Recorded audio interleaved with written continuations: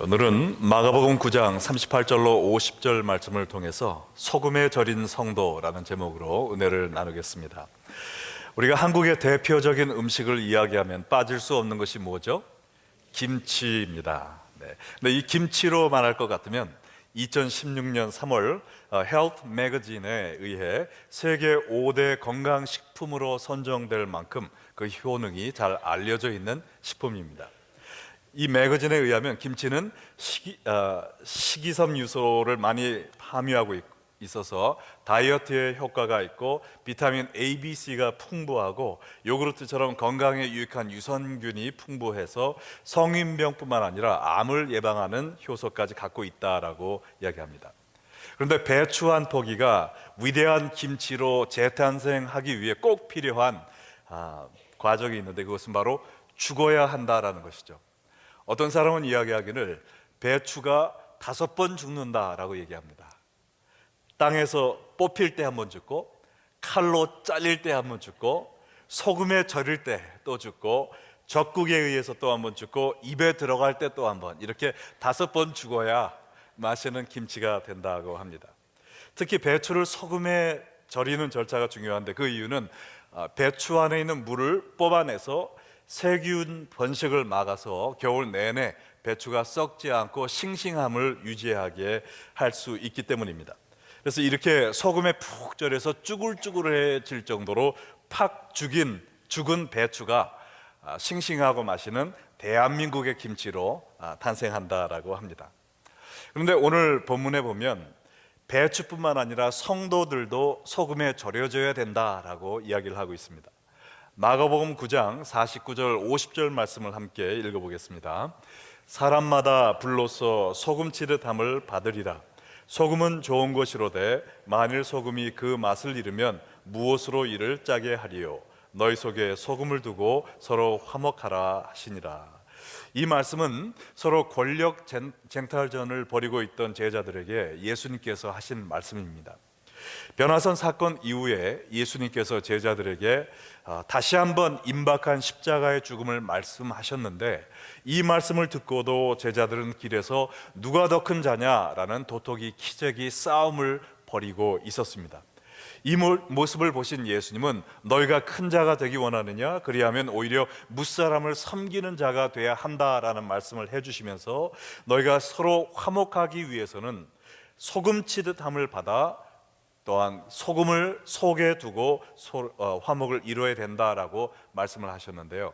여기 49절에 소금치듯함을 받으라라는 말씀이 공동 번역에 보면 소금으로 절여져야 한다라고 번역되어 있습니다. 여기에 나온 소금이 누구냐? 무엇이냐? 바로 예수 그리스도를 의미하는 말씀인 줄로 믿습니다.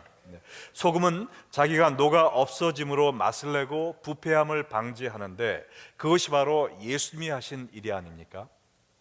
예수님은 하늘 영광 버리고 이 땅에 오셔서 십자가의 죽음을 통해 과감히 모든 것을 버리고 녹아 없어지심으로 우리가 죄로 썩어 멸망하지 않고 영생의 맛을 보게 해주신 이 세상의 참된 소금이십니다.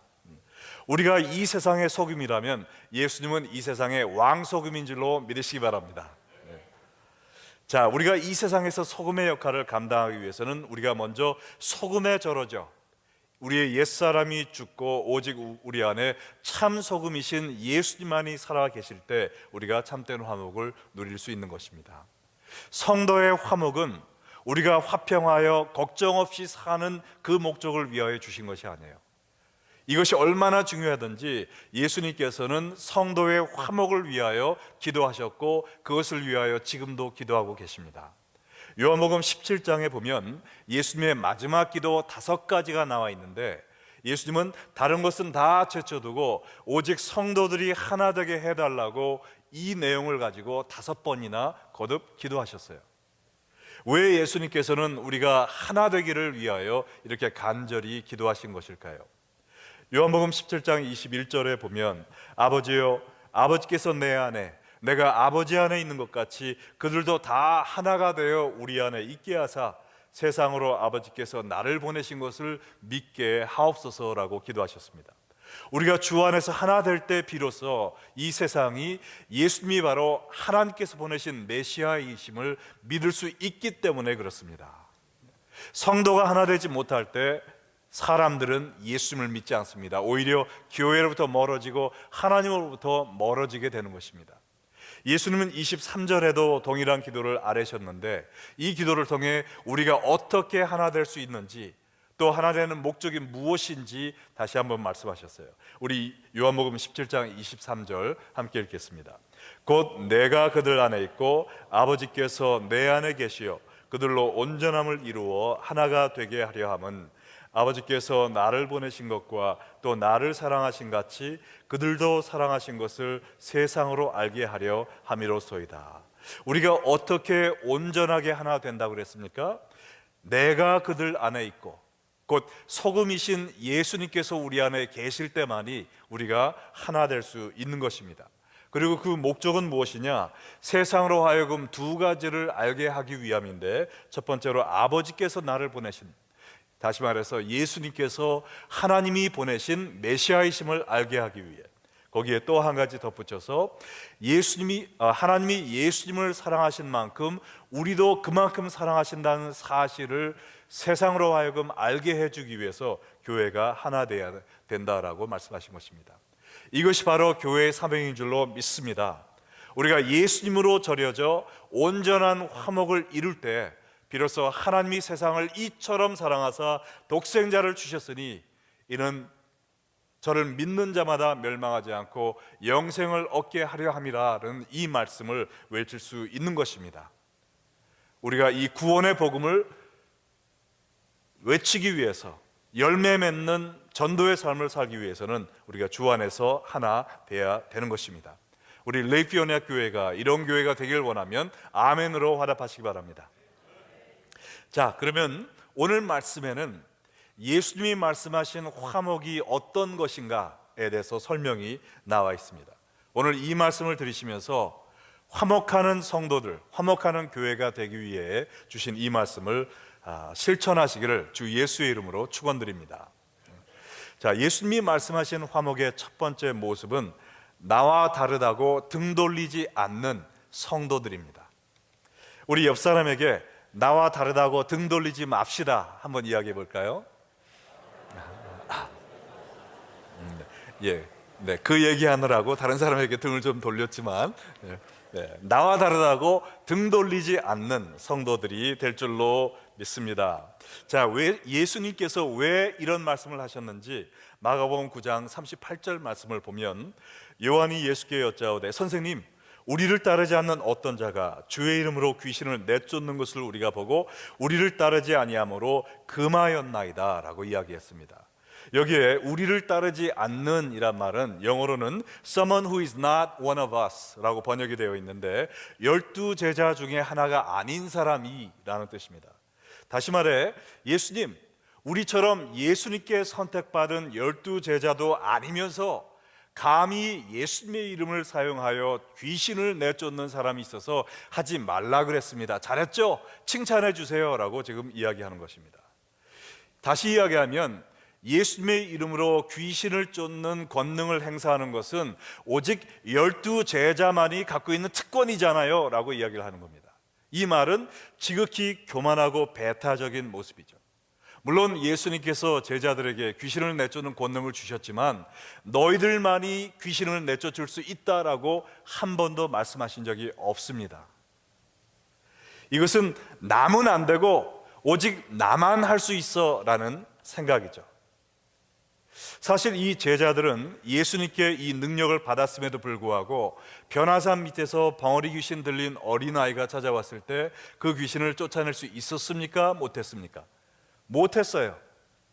그러나 이 사람은 이름도 나와 있지 않지만 예수님께 직접 이 능력을 받은 적이 없지만 예수 그리스도의 이름의 능력을 믿음으로 말미암아 그가 예수의 이름으로 기도할 때 귀신이 쫓겨 나갔다라는 것이죠.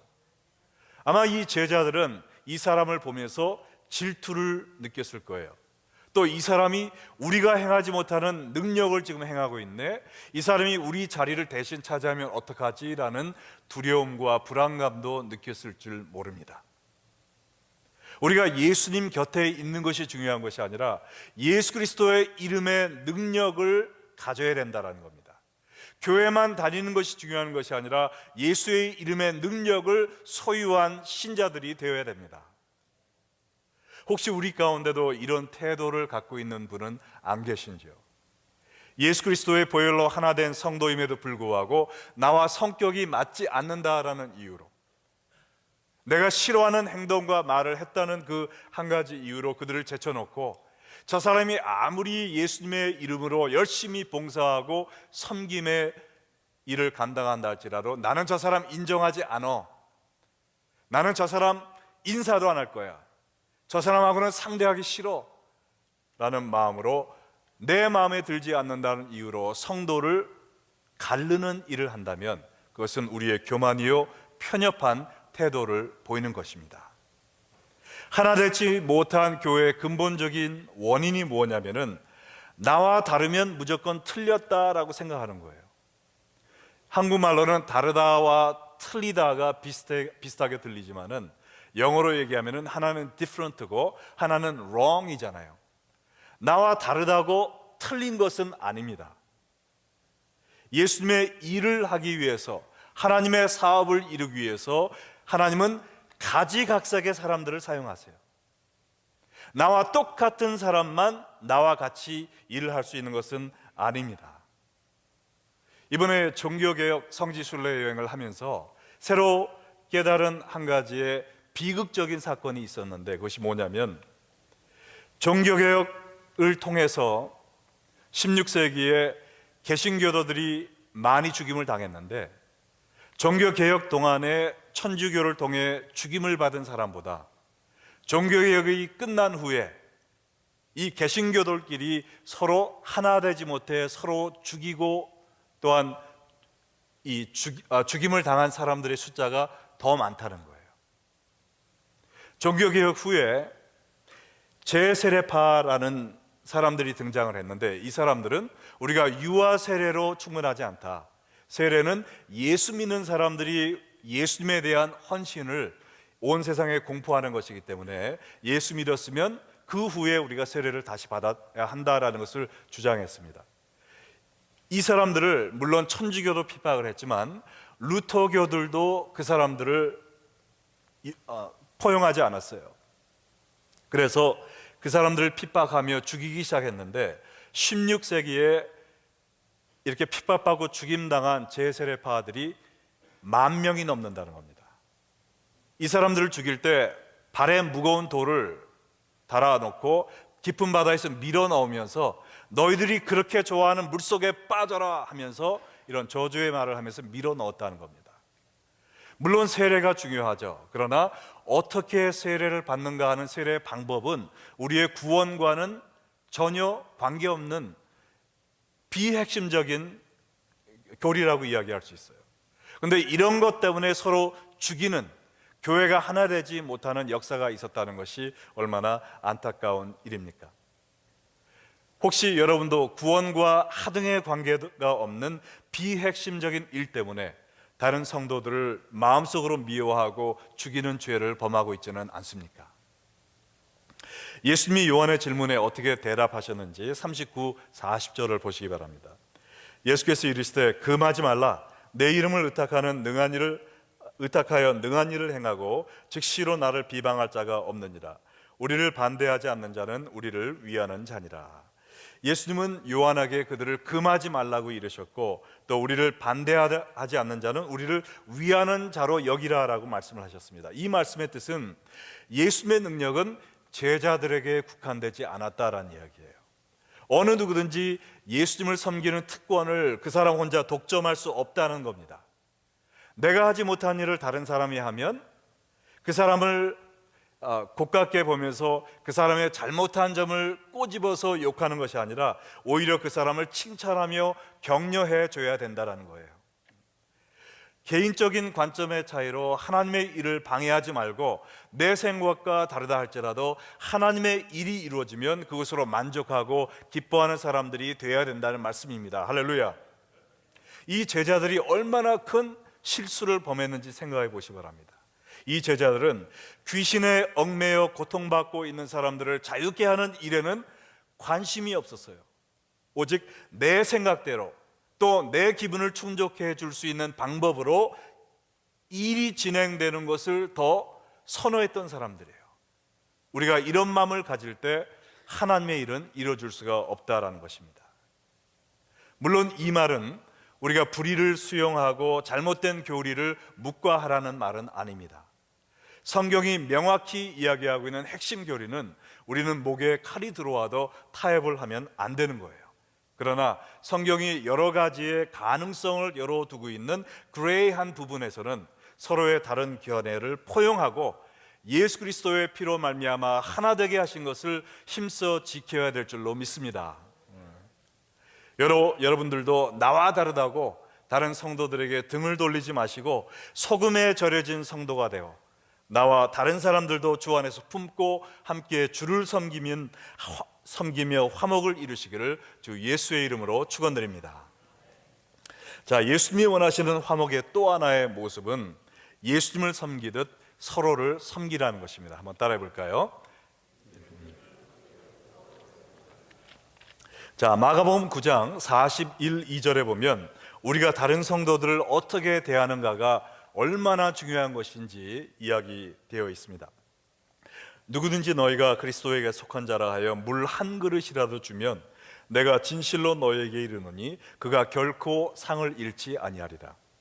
또 누구든지 나를 믿는 이 작은 자들 중 하나라도 실족하게 하면 차라리 연자맷돌이 그 목에 매어 바다에 던져지는 것이 나으리라.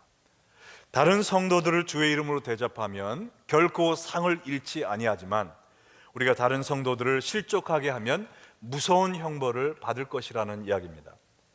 우리가 성도들을 어떻게 대하느냐에 따라 큰 상이 아니면 무서운 벌이 주어질 것이라는 거예요.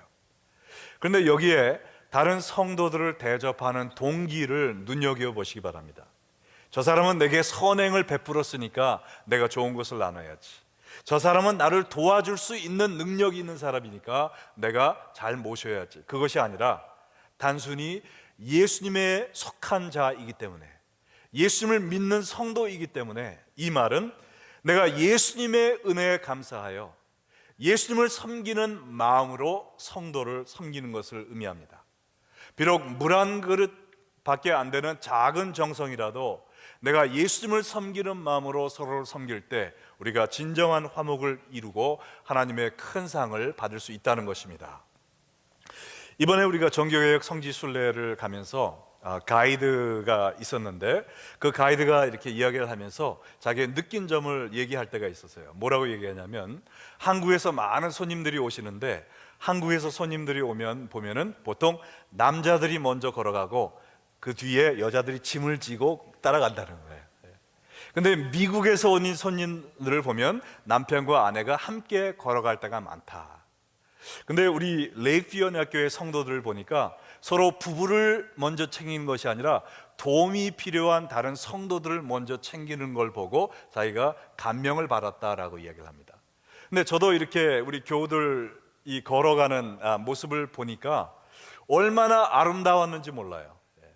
조금 더 젊은 분들이 나이 드신 분들의 팔짱을 끼고 또 손을 잡고 걸어가서 넘어지지 않도록, 지치지 않도록.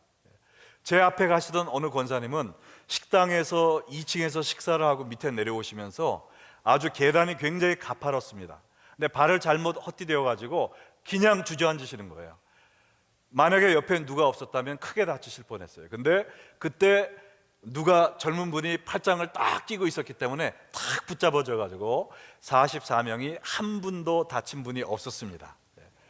제가 찍어온 이 사진들 보세요. 얼마나 아름답습니까? 3, 3, 5 서로 손을 잡고 팔짱을 끼고 이렇게 서로를 부축하며 격려하며 가는 이 모습이 얼마나 아름다운지.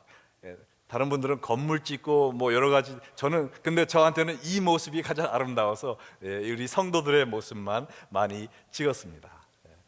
여러분, 예수님이 뭐라고 그러셨어요? 물 한 그릇이라도 서로에게 주는 자는 그랬어요.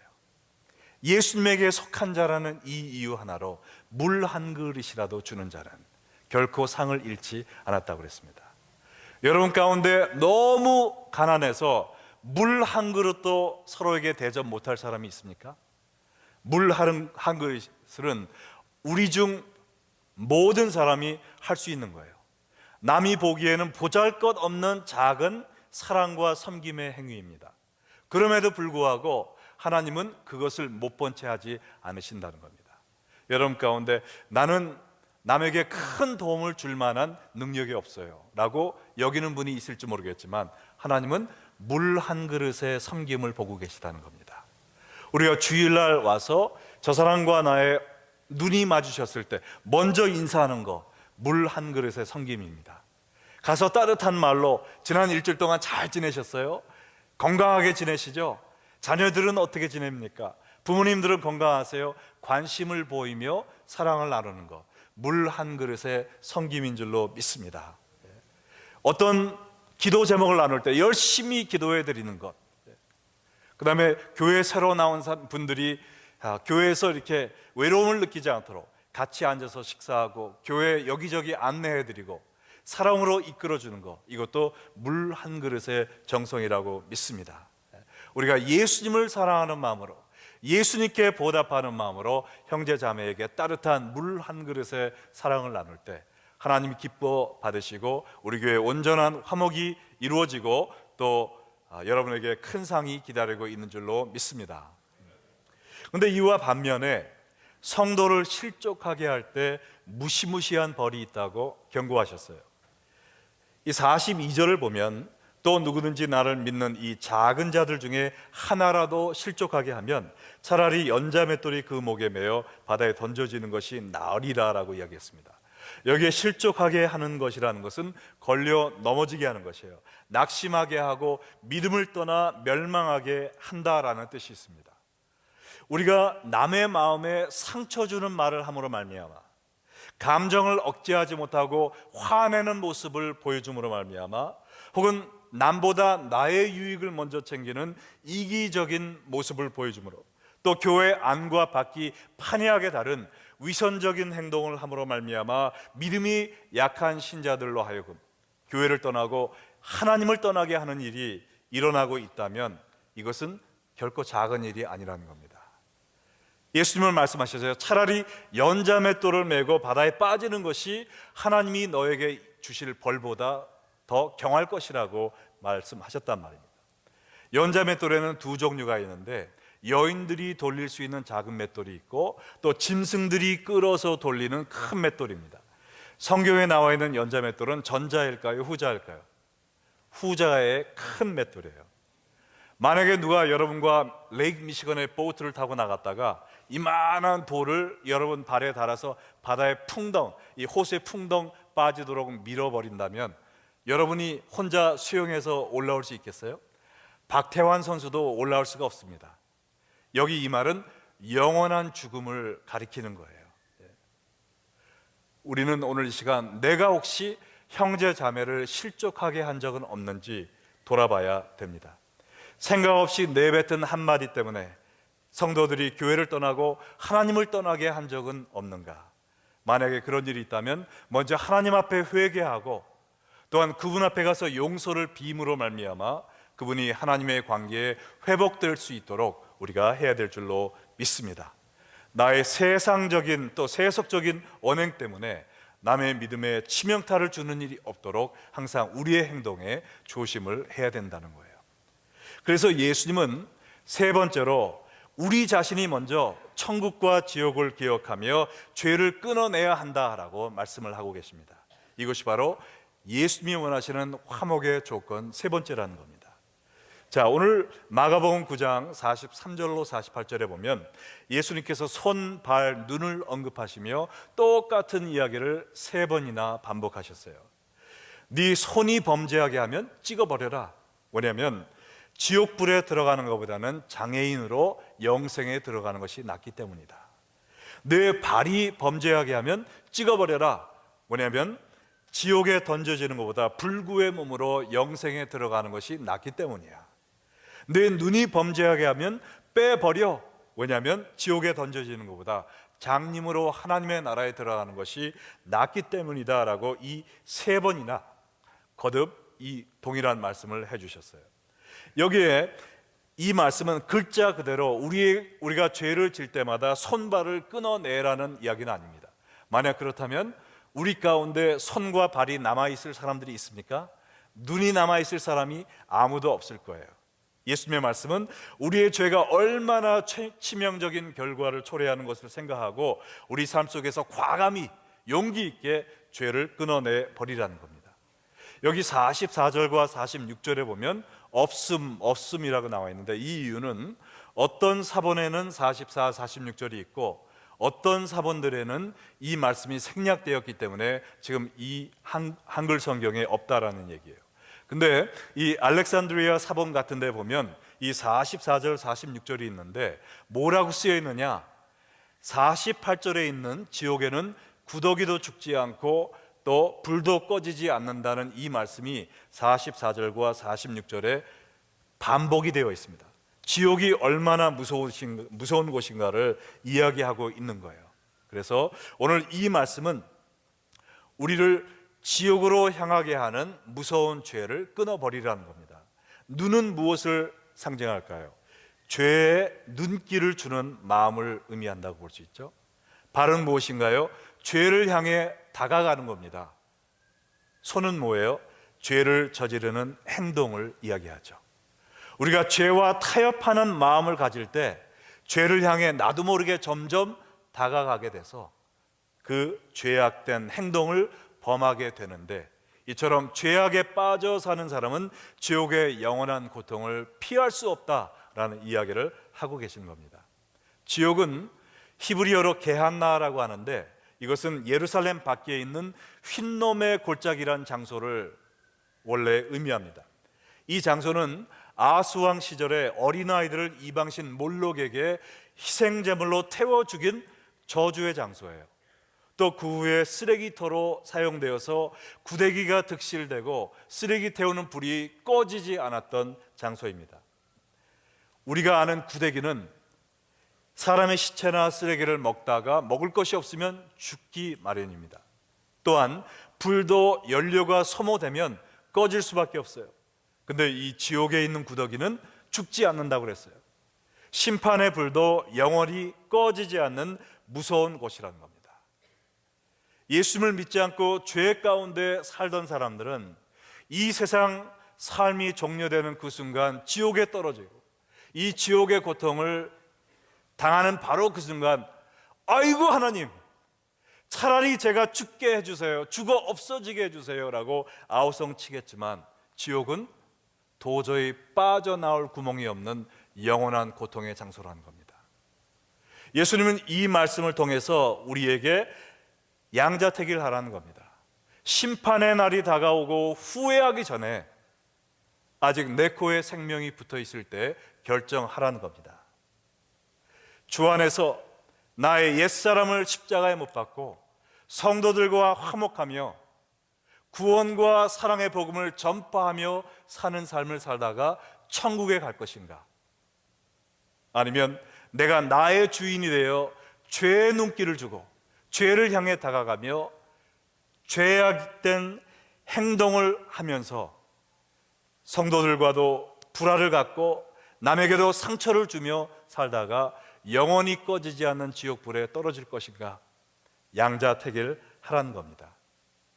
여러분은 무엇을 선택하시겠습니까? 본문의 마지막 구절인 50절을 함께 읽어보겠습니다.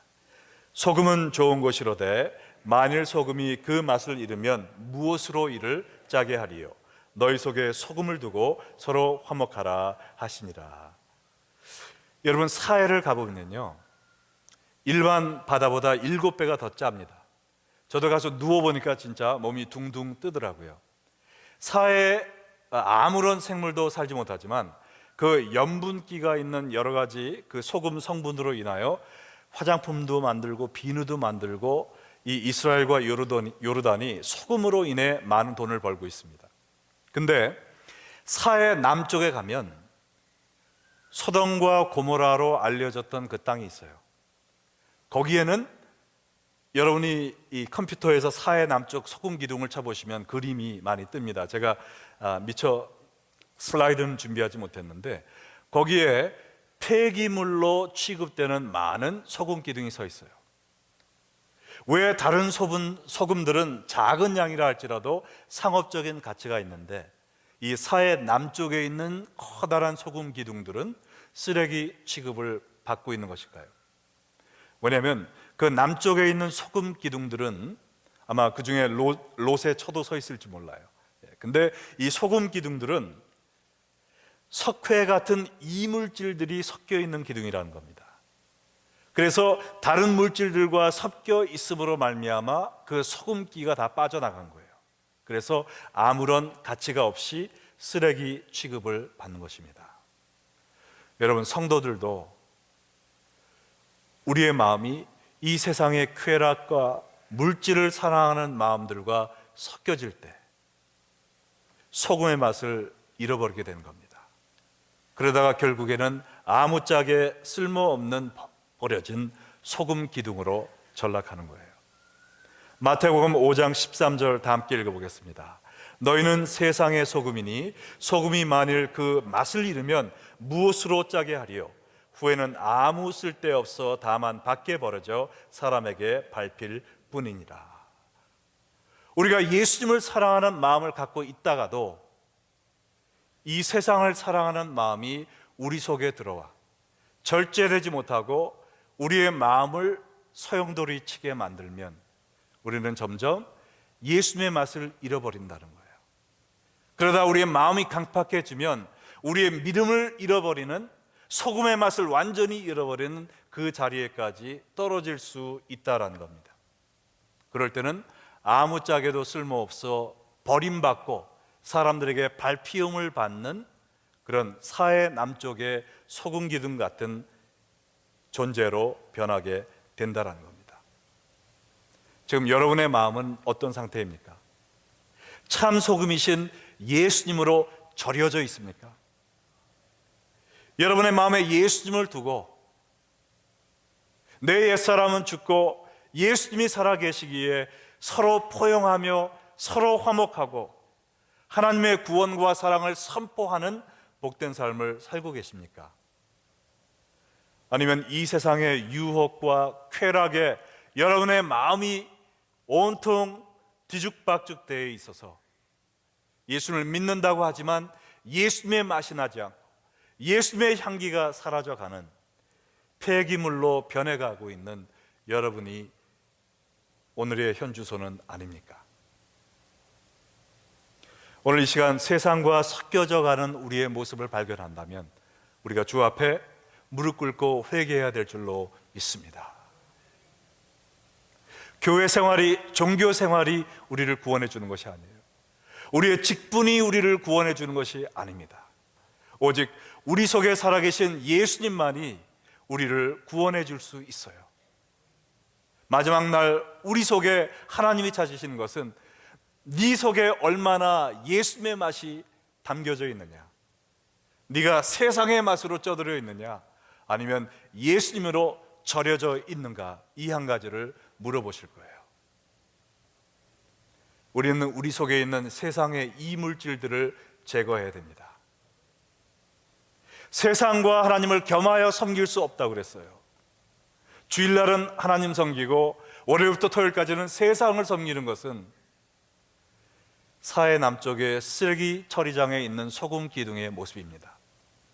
우리는 오직 예수님만을 사랑하고 예수님으로 짜릿짠 맛을 보존함으로 말미암아 우리가 발을 받는 그곳마다 예수님의 맛이 드러나고 썩어지고 부패하는 세상이 정화되어 가고 내가 변화되고 남들도 변화되고 날마다 예수님을 닮아가고 또 예수님을 닮은 제자들을 세워가는 하나님의 복된 도구로 쓰임받는 저와 여러분이 되기를 주 예수의 이름으로 축원드립니다.